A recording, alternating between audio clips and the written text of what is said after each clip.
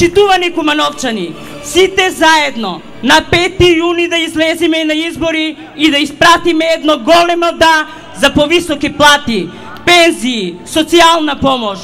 Да за 670 милиони евра субвенции за земјоделие. Да за завршување на делницата Куманово-Табановце. Да за изградба на патот Куманово-Липково-Рачиново. Да за реконструкција на локалните патишта од село Војник до село Клечовце, на селката Карпош до село Зебрњак, вториот дел од патот до село Пчиња. Големо да за реконструкција и санација на основните и средници училишта во нашиот град и изградба на 5 нови спортски сали во училиштата во Куманово. Со заогружување на бројот 5, Куманово ќе гласа и за многу други проекти за развој на нашиот град и околината. Има уште 3 дена за да им покажеме дека црните сценарија и транзицијските трикови во Македонија и во Куманово веќе не поминуваат. Веќе никој во Македонија не може да ја узурпира волјата на народот. Никој не може да го узурпира вашиот глас. Бидете сигурни дека вечерва не слушаат и Црвенковски, и Шекеринска, и градоначалникот на Куманово. Не слушаат и не гледаат. И затоа, и во мое и во ваше име сакам јавно да им порачам. Еве, ова е Македонија, ова е победничко Куманово. И немојте ни да помислите, ниту да се осмелите да си играте со нашата иднина и со иднината на генерациите што доаѓаат. Немојте на крај памет да ви паѓа да го оспорите изборот на народот и волјата на граѓаните. Помина вашето време. Одете си од политичката сцена во Куманово. Затоа, драги пријатели, во недела, ако некој ваш сосед е изманипулиран од Бранко и од неговата тајфа, ако се обиде да се качи на автобус за да оди во Скопје и да биде статист на нивното црно сценарио, не го осудувајте, подадете му рака. Објаснете му дека Македонија одлучи да оди напред.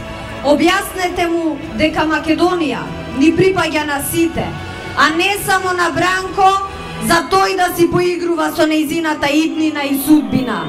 Објаснете им дека без разлика кој за кого гласа, на 5 јуни Македонија ќе слави победа за победничката коалиција за подобра Македонија. Драги кумановчани, споредете ја Македонија сега со она од времето на Бранко Црвенковски. Споредете ги земјоделците сега со земјоделците од времето на Црвенковски. Помислете на пензионерите на кои му крадоа 8% и споредете ги со овие задоволни пензионери кои одат бесплатно на бања, кои имаат бесплатен превоз и имаат покачени пензии. Споредете ги спортските сали, достапноста до интернет, намалената партиципација на универзитетите, ваучерите за компјутерите. Споредете ја Македонија обколена со Шенгенскиот зид од времето на Радмила и Бранко и Македонија денес, кога секој граѓанин гордо со нашиот македонски пасош може да патува слободно, без визи, благодарение на владата предводена од ВМРО ДПМНЕ и премиерот Никола Груевски.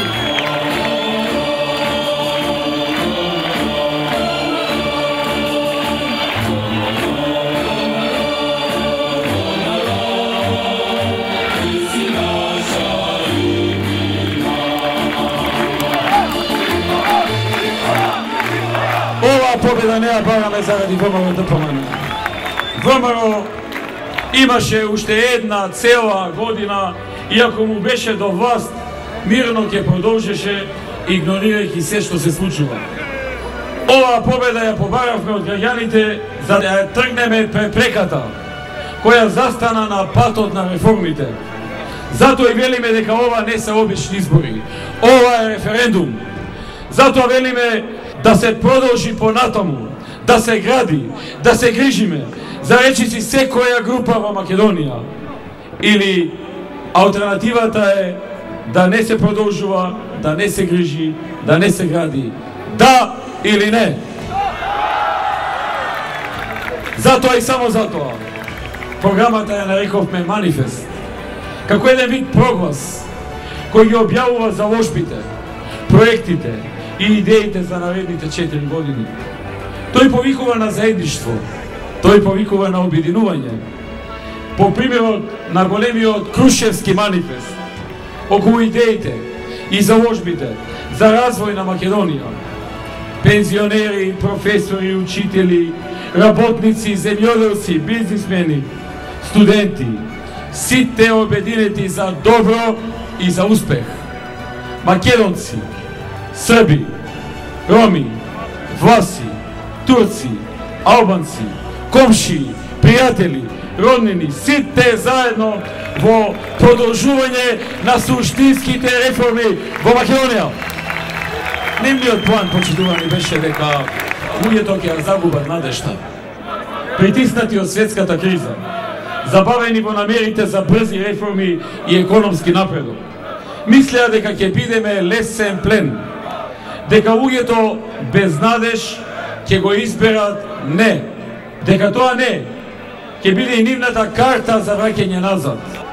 Се сеќавате, ги уриваа најдобро намерните закони со кои се решаваа проблемите на обичниот човек. Само и само да не ни дадат никаква шанса, а на вас да не ви дадат никаква надеж.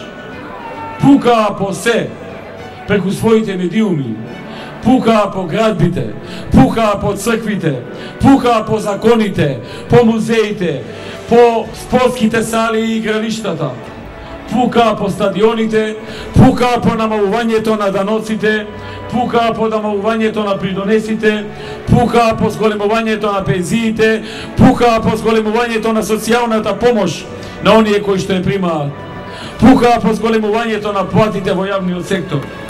Но ние останавме на нозе и со Бранко Црвенковски и неговите марионети обесени на врат. Останавме на нозе, не успеа да не слушат. Верувам дека Бранко Црвенковски тоа не може да си го објасни. Но тој не може да објасни многу работи.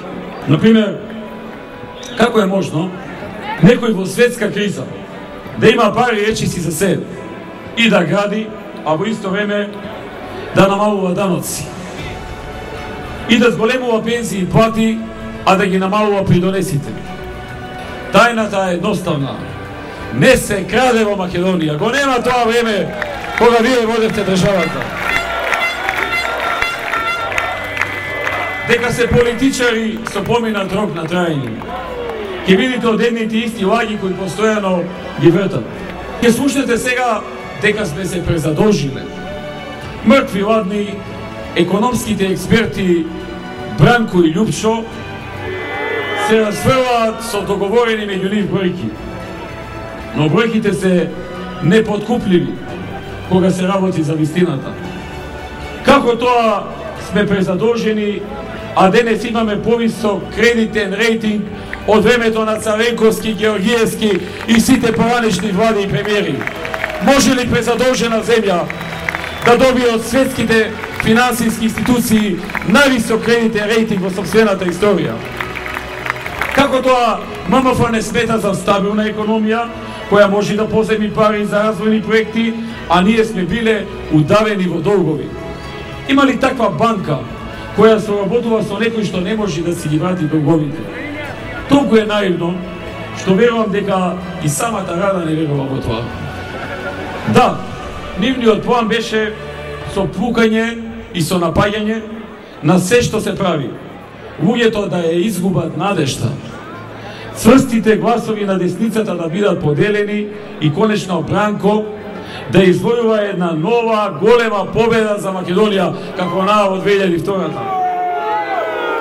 Потоа ќе заборавеше на сите нереални ветувања кои ги истураа по селата и градовите и ќе започнеше со она што најдобро го знае, а тоа не е градењето. Видовме дека тоа воопшто не го познава. И тогаш, кога очекуваше не за реформите, кога наведум се беше совршено и спланирано, му се случи едно огромно да за реформите од овој македонски народ. Го слушам, драги пријатели, деновиве, Бранко Црвенковски ме прашува од митинзите зошто на 6 ќе сме му кажале збогу. Бранко, ова е твој пораз. Ова е резултат на твоето 20 годишно работење. Заедно со твојата тајфа, која што ти си ја избрал. Ова што ќе го доживееш во недела е одговор на сите твои гнасни приватизации. Ова е одговор на 200.000 отпуштања додека ти беше премиер и додека фабриките им ги доделуваше на олигарсите. Бранко, нема криење. Нема криење. Ова е одговор на твојата погубна политика, карактеризирана со манипуланство, со интриги, со подметнувања, со лажења, со лажни ветувања. Стига казната, Бранко, и за она поедно вработување во семејство. Готово е, на 5 нема каде да бегаш. Нити шеќеринска те спасува, нити тајфата околу тебе, нити тоа што ти не си кандидатот за премиер или носител на листа. Готово е, Бранко. Реформите победуваат. Овој народ победува. ВМРО ДПМН победува. Македонија победува. Готово е. Затоа чекорете со мене на овој пат. Победуваме. Победуваме! Победуваме! Да за победата на новото време! Да за модерна и реформирана Македонија! Да за манифест за реформи и развој! Да! Реформите ќе победат!